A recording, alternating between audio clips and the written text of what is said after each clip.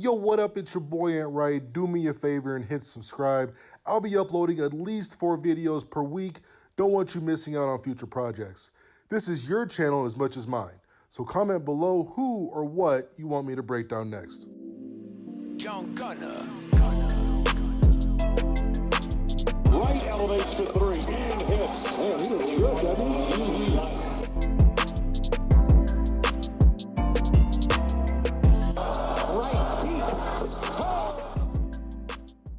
What's up, you guys? A lot of you were very interested in me having a series about this.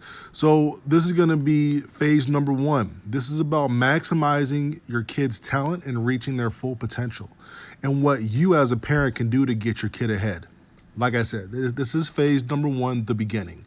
Everything great had to start off somewhere. By the end of this, if you have more questions, comment below. I'm really good about responding. This is not for your entertainment. This is purely educational. And this should help you realize how important you are, seeing yourself as your kid's manager when it comes down to youth sports, and how much of a lasting impact you have on their athletic lives. Competition in year 1. You'll hear this a lot throughout this series, and that is research. Have somewhat of an idea what type of competition to expect and what type of league you're opting to put your kid in. Also have an honest idea of where they are talent-wise. You want to match them up against similar level players. Competition at this age really isn't a big deal, but you want a positive experience. There's a big difference between casual church youth league who doesn't keep score and a league with paid referees and legit coaches and travel teams. Do some research. See what type of environment to expect. You know your kid better than anyone. In my opinion, it's always best to be a bit conservative in this area. You would much rather them be too advanced than not advanced enough. If they're not advanced enough, they will not have a positive experience. This sounds corny and cliche, but fun. Have fun. This is the main purpose. This is a great time for you and your child to bond and just enjoy time away from the house, away from school, away from work. This is your time to just hang out. Fun. Fun is huge. Cliche. I don't care. But you gotta have fun. And when your child is done playing, say it with me. I enjoyed watching you play today. There's definitely a spelling error there. I apologize, but it is what it is. But say it with me. I enjoyed watching you play today. If it's after a game, don't coach your kid. Don't yell at them about stuff. Remember, this is year 1. This is positive experiences. That's what your kid needs right now. You're not Bobby Knight. You're not Nick Saban. Shut up. Drive your car. Be positive. Throw some music on and have some fun with your kid. Should you specialize this early? Absolutely not. There are obsessive parents out there who are specializing their kids earlier and earlier, like 2nd and 3rd grade. Do not do that. You will wear and tear these kids' little muscles and little bones and little tendons that are trying to grow and be young men and young women. But if you continue to destroy your kids' bodies, it's gonna hurt them in the long run tenfold. Play multiple sports. It is great for the kids socially, and it's great for their health. Record your kids' games, please, as much as you can, whether it's with your smartphone or you want to invest in a video camera for a much higher definition. Please do that. Kids seeing themselves on the TV is super cool, and it boosts their confidence like crazy. After each season, have a highlight tape for them, whether it's their best hits or their good pitches or their good buckets or their, all of their goals or their great crosses, anything like that, or just some like sweet moves. They get to see all the positive stuff that just happened. And on the flip side, in 25 or 30 years, they get to show their kids, hey, this was me at your age. You could definitely do this. Now, when their confidence is kind of low, that's also when film comes in. It's awesome. Why? Because you can show them how much they struggled in certain drills a few months prior, knowing that these are drills that they destroyed today. And that right there tells them, hey, you know what? I can really do this. It's also a great teaching tool.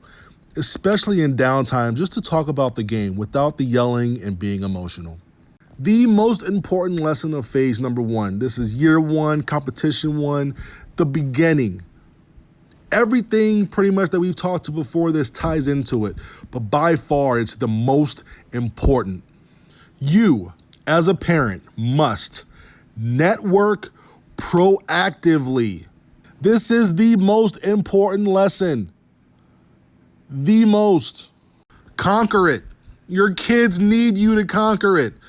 You're not a people's person? Who cares? Become one. Your kid needs you to be. Get over yourself. Who are you networking with? When do I network? You're networking with other parents. When you're going to practices, network with other parents who are there. Learn what else they do to keep their child active. Do this over time. Don't pry in the first practice or you come off as kind of weird and creepy. But over time, have questions for the parents who have kids who are clearly one of the more skilled because they're clearly doing something different. Parents love talking about all the cool extra stuff they do for their kids. Let them talk and brag, but take notes. They're clearly doing something different than everybody else. Like I said, parents love talking about all the extra stuff that they do for their kids. But don't get too overwhelmed and don't get down when, they start to exaggerate on a bunch of stuff because a lot of it is just an exaggeration and a little, built up truth. But by the end of these conversations, you should know about three things: how long their kid has been playing, what they attribute to their success so far, like do they train at home? Do they have a trainer? Do they go to camps? Do they have a travel team for the same sport? Do they play against older kids, etc.?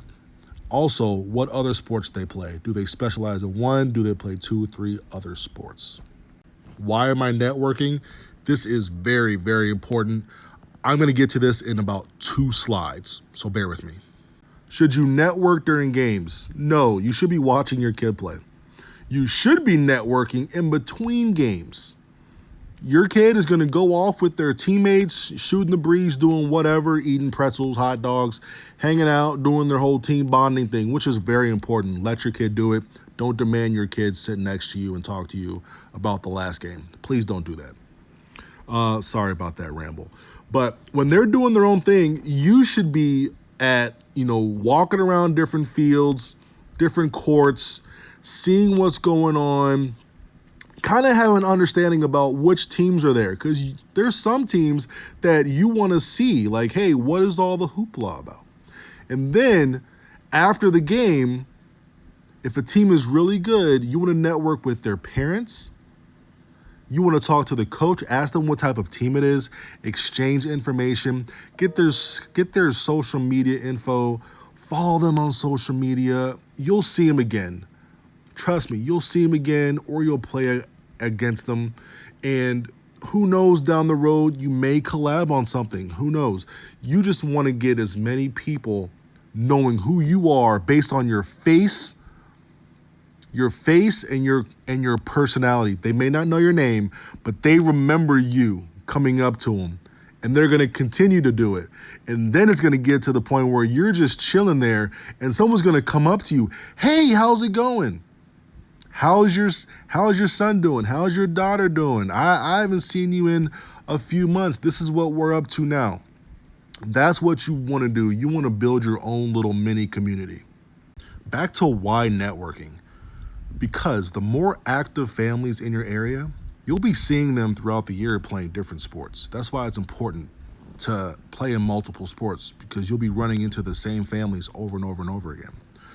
You'll see someone in the fall, in the winter, spring, summer, and then repeat.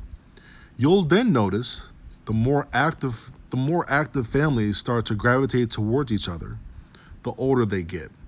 They want to win, join bigger games, join bigger leagues, so they get the best kids and play better teams. You don't want to miss out on that. This group of kids are the ones you see hungry, super hungry to get better. And they start moving up this performance pyramid right here. Just stay out of the drama. When alphas come together, heads start to bump. be neutral. Be neutral, especially in youth sports.